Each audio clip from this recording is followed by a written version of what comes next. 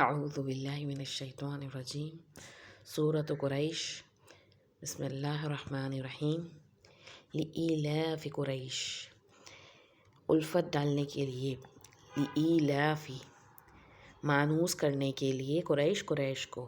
یہ لام جو ہے یہ ہم نے جو الحمدللہ تمام تعریف اللہ کے لیے یعنی واسطے اور کے لیے کے ہوتا ہے. تو یہاں پہ کیا کہا جا رہا ہے کہ الفت ڈالنے کے لیے یا واسطے مانوس کرنے کے قریش کو. الفت جو ہوتا ہے وہ لفظ اس کے معنی کیا ہوتے ہیں کہ کسی چیز کی محبت ہم خیالی ہم آہنگی یا لائک مائنڈنس کی وجہ سے جو محبت ہوتی ہے اس الفت کہتے ہیں. ایک تو ہوتی جذباتی محبت وہ نہیں بلکہ سوچی سمجھی محبت ایک جیسی سوچ کی وجہ سے جو ہوتی ہے اس کو کہتے ہیں. اور اردو میں ہم کہتے ہیں تصنیف و تعلیف. تعلیف کیسے کہتے ہیں جیسے کہ ایک جگہ پیپرز کو ان کو جمع کر کے ایک کتاب کی شکل دینا. تو یہ کیا ہے کہ یہاں پہ ایک اجتماعیت کا بھی ذکر ہوتا ہے. تو قصی ابن کلاب نے جو تھے وہ نبی کریم صلی اللہ علیہ وسلم کے جد امجد میں سے انہوں نے دیکھا کہ قریش جو تھے وہ بکھرے ہوئے تھے عرب میں. تو ان کو لا کر جمع کیا تھا اکٹھا کیا مکہ میں اور ان کے اندر ایک اجتماعیت تھی ایک سوچ کی فکر کی. اور اکٹھا کرنے سے پھر یہ کیا ہوا کہ یہ کعبہ کے متولی بن گئے اور ان کے ہاتھ میں سرداری آ گئی. تو اللہ تعالیٰ ان کو یاد دلا رہے ہیں کہ دیکھو ہم نے مانوس کر دیا قریش کو اکٹھا بھی کر دیا. اور کیا کس چیز سے مانوس کرا تھا ان کو؟ جب یہ اکٹھے ہوئے تو ظاہر سی بات ہے سب مل کر سوچتے تھے مشورے ہوتے تھے. تو ان کو اللہ تعالیٰ نے تجارتی سوچ سمجھ دی. تو ان کو کس چیز سے مانوس کر دیا؟ تجارتی سفر سے.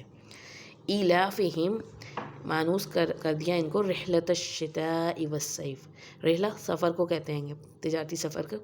الشتائی سردی میں سفر میں جاڑے میں والصیف اور گرمی میں یعنی سردی میں اور گرمی میں دونوں میں یہ کیا کرتے تھے یہ سفر کیا کرتے تھے قریش جو تھے. تو اللہ تعالیٰ نے ان کو مانوس کر دیا تھا اس راستوں سے یا ان کے اندر اتنی سوچ سمجھ ہو گئی تھی. کیونکہ دیکھیں جب یہ تو تجارت کے لیے اس دور میں خاص طور پہ جب عرب قریش اس وقت تجارت کر رہے تھے امن و امان کی ضرورت ہوتی تھی. اور تجارتی ڈاکو جو ہوتے مطلب عرب میں جو صحرائی ڈاکو ہوتے تھے وہ قافلوں کو تجارتی قافلوں کو لوٹ لیا کرتے تھے. لیکن چونکہ یہ لوگ خانہ کعبہ کے متولی تھے اور ایک دنیاوی طور پہ ایک سرداری اور عزت ایسی تھی کہ ان کی طرف کوئی آنکھ اٹھا کے بھی نہیں دیکھتا تھا. تو یہ شتائی کا لفظ جو ہے نا یہ سردی کے لیے استعمال ہوتا ہے جاڑے کے لیے. آپ بولیں بھی تو بولنے میں بھی ایسا محسوس ہوتا ہے سردی لگ رہی ہے ایسے. تو ان کو ایک تجارت کے لیے اچھا ماحول فراہم ہوا. تو انہوں نے سردی میں یمن کی طرف تجارت کرتے تھے اور گرمی میں شام کی طرف. اور بس ایک ٹرپ لگتا تھا ان کا سردی میں اور گرمی میں اور یہ پورے سال کے لیے اتنا کما لیتے تھے کہ آرام سے بیٹھ کے پھر شعر و شاعری کر رہے ہیں گے اور محفلیں سج رہی ہیں گی اور اونٹ ذبح ہو رہے ہیں. تو یہ اللہ تعالیٰ کی طرف سے ان کو ایک خیر نصیب ہوا تھا. ورنہ عربوں میں لوٹ مار اتنی ہوتی تھی کہ تجارت کرنا بھی وہاں پہ اس صحرا کے علاقے میں آسان نہیں تھا. لیکن اللہ تعالیٰ نے ان کے لیے آسانی فراہم کر دی تھی تجارت میں. تو اللہ تعالیٰ ان کو اپنی نعمت یاد دلا رہے ہیں کہ کس طریقے سے تمہارے لیے سردی اور گرمی کا اللہ تعالیٰ نے انتظام کر دیا. حالانکہ یہاں تو کچھ اگتا ہی نہیں تھا صرف بھیڑ بکریاں ہی ہوا کرتی تھیں. تو اب ان کو کیا چاہیے؟ فَلْيَعْبُدُوا بس چاہیے کہ وہ عبادت کریں رب هذا البیت اس گھر کے رب کی. یہ فَلْيَعْبُدُوا کا جو اس میں لام ہے نا لام جازمہ کہلاتا ہے. یہ لام جازمہ ابھی ہم نے لام پڑھا ایلاف قریش کا لام اس کا مطلب کیا تھا کے لیے. لیکن یہ لام جازمہ جو ہوتا ہے اس کا معنی ہوتا ہے گا بس چاہیے کہ بس چاہیے. ایک طرح سے حکمی بھی ہوتا ہے گا اور ایک طرح سے تجویز بھی ہوتی ہے گی. فَلْيَعْبُدُوا اس سے پہلے جو فا آ رہا ہے اس کا مطلب ہے پس. فَلْيَعْبُدُوا پس چاہیے کہ وہ یہاں پہ اگر یعبدو کی جگہ تعبدو ہوتا تو تم کہا تھا تم عبادت کرو. یعبدو وہ عبادت کرے رب کی ھذا البیت اس گھر کے. ھذا کا لفظ جو ہے وہ اشارے کے لیے استعمال ہوتا ہے گا چیزوں کے اشاروں کے لیے جاندار جو غیر جاندار چیزیں ہوتی ہیں ان کے لیے. جیسا کہتے ہیں ھذا بیت کبیر یہ بہت بڑا گھر ہے. تو اب یہاں پہ کہہ رہا ہے کہ لہٰذا اب ان کو کیا چاہیے کہ اللہ تعالیٰ نے ان کے لیے ایک آسانی فراہم کری ہے کہ ان کو ہر طرف سے ان کو ایک سیاسی مقام حاصل ہوا ہے گا. دیکھیں نا ایک انہوں نے اب کیا کرا تھا اس گھر کے اندر کئی بت لا کے رکھ دیے تھے. تو اللہ تعالیٰ کہہ رہے ہیں ان بتوں کی عبادت نہیں کریں بلکہ اس گھر کے رب کی عبادت کریں. 360 بت رکھے ہوئے تھے دراصل انہوں نے اپنا کیا کرا تھا، ایک سیاسی مذہب. جب انسان فلرش کرتا ہے نا تو پھر انسان سیاسی فائدوں کو اور دنیاوی معاشی فائدوں کو اپنے سامنے رکھتے ہوئے بعض جگہ شیطان انسان کو اتنا بہکاتا ہے کہ وہ اپنا دین قربان کر دیتا ہے. اور انہوں نے بھی ایسے کیا کہ سیاسی مذہب ایجاد کر لیا تھا. ان کے پاس ایک سمبل کے طور پہ جتنے بھی قبیلے آتے تھے اپنا سمبل کے طور پہ اپنا بت لا کے ان کے پاس رکھوا دیتے تھے کہ ہم آپ کے انڈر میں ہیں اور ہمارا بت جو ہے آپ خانہ کعبہ میں رکھ لیں کیونکہ خانہ کعبہ آپ کے ہاتھ میں ہے.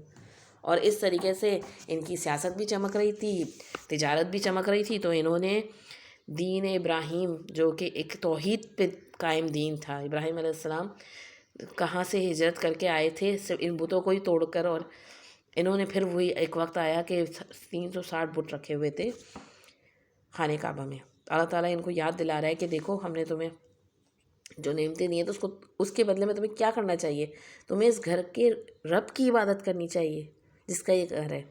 اور پھر خاص طور پہ اللہ تعالیٰ آگے اگلی آیت میں جن دو نعمتوں کا ذکر کر رہا ہے، الذی اطعمہم.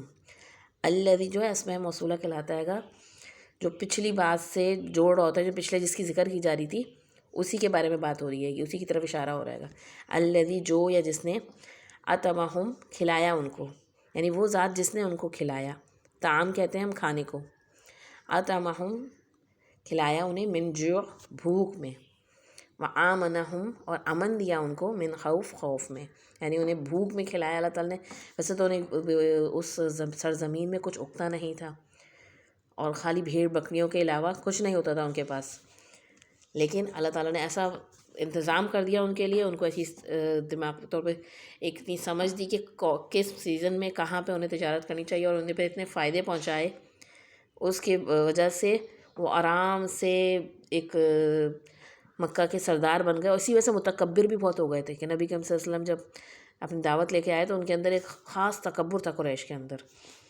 تو اللہ تعالیٰ انہیں اپنی نعمت یاد دلا رہا ہے کہ انہیں اللہ نے کھلایا بھوک میں. اور یہ جیو کا لفظ جو ہے نا، یہ قرآن مجید میں کئی جگہ آتا ہے، بھوک اور قحط کے لیے بھی استعمال ہوتا ہے گا. وآمنہم من خوف، اور ان کو خوف میں امن عطا فرمایا کہ ان کو ایسے ماحول میں جہاں ہر طرف سے خوف ہی خوف تھا، ایسے میں ان کو امن دیا کہ ان کی جو بزنس تھا، ان کی جو تجارت تھی وہ فلرش کر رہی تھی. تو یہ آخری آیت جو ہے یہ صرف قریش کے لیے ہی نہیں بلکہ یہ ہمارے لیے بھی اپنے آپ کو بھی سوچنا چاہیے کہ اللہ تعالیٰ نے کیا ہمیں بھوک میں نہیں کھلا رہے گا. ہم آرام سے، کتنے ہی ہمارے مسلمان بھائی ہیں گے جن کے گھروں پہ بمباری ہو چکی ہے گی کافروں کی طرف سے، اور وہ کس طریقے سے بے امن ہو کر کس انداز میں رہ رہے ہیں. انہیں نہیں پتہ کہ اگلے وقت کا کھانا انہیں نصیب ہوگا کہ نہیں ہوگا. اور ہمارے فریج ہیں گے، ہمارے کبرڈس، ہماری شیلفس ہیں گے بھرے ہوئے ہیں.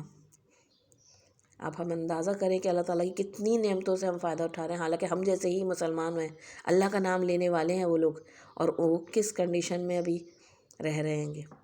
تو اللہ تعالیٰ نے اگر ہمیں بھوک میں کھلا رہا ہے، ہمارا پیٹ بھرا ہوا ہے اور ہمیں امن میں، خوف کے دنوں میں بھی امن عطا فرما رہے گا. کتنے ہی مسلمان ہیں کہ جن کے سروں پہ خوف منڈلا رہا ہوتا ہے کہ اب کہیں سے کوئی بم آیا، کہیں سے کوئی آیا اور ہمیں لے جا کر سیلز میں بند کر دے یا کچھ ہو. تو ہمیں کیا چاہیے؟ اللہ تعالیٰ نے ہمیں بھی دیکھے نا، ہم بھی تو ایک طرح کے خوف میں اور مختلف کیفیت میں تھے کہ اللہ تعالیٰ نے ہمیں پاکستان جیسی نعمت عطا کری، ایک ملک، ایک خطہ عطا کرا، اور ہم نے لیا ہی اسی تھا کہ پاکستان کا مطلب کہ لا الہ الا اللہ کہہ کے کہ اللہ تعالیٰ ہم تیری عبادت کریں گے.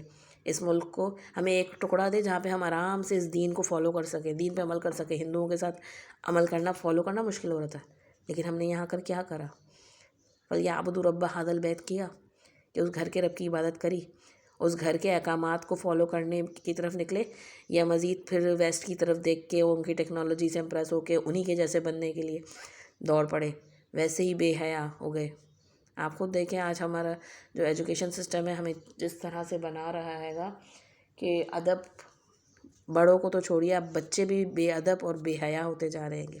بچوں کے اندر بھی حیا نہیں رہی، حالانکہ ہم جس نبی کے امتی ہیں، اس رسول اللہ صلی اللہ علیہ وسلم کے بارے میں صحابہ کرام کہتے ہیں کہ وہ تو کنواری لڑکی سے بھی زیادہ حیا کرنے والے تھے. تو ہمیں بھی دیکھنا چاہیے کہ ہم اللہ کی نعمتوں سے کیا کر رہے ہیں. یہاں پہ اللہ تعالیٰ نعمتیں دکھا کے کہہ رہے گا کہ میری عبادت کی جائے، اس گھر کے رب کی عبادت کی جائے. اور عبادت کا میں نے پہلے بھی بتا چکی ہوں، خالی نماز پڑھ لینا، تسبیحات ادا کر لینا نہیں ہے، بلکہ ایک لائف اسٹائل کو فالو کیا جائے جو کہ اللہ نے بتایا گا، اور اس کے مطابق اللہ اور اس کے رسول کی اطاعت کی جائے. جو اللہ اور اس کے رسول نے پسند کیا ان چیزوں کو اڈاپٹ کیا جائے، اور جو دوسروں کے طریقے ہیں ان سے اپنے آپ کو بچایا جائے، ان کے اندر مکس اپ نہیں ہو جائے کہ ہم ایک طرف سے کسی وقت دین دار بھی نظر آتے ہیں تو کسی وقت ہمیں پتہ ہی نہیں چلتا کہ ہم دوسروں کو بھی فالو کرتے ہوئے نظر آتے ہیں. کہ اللہ تعالیٰ ہم سب کی رہنمائی فرمائے، ہمیں ہدایت پہ قائم رکھے، آمین.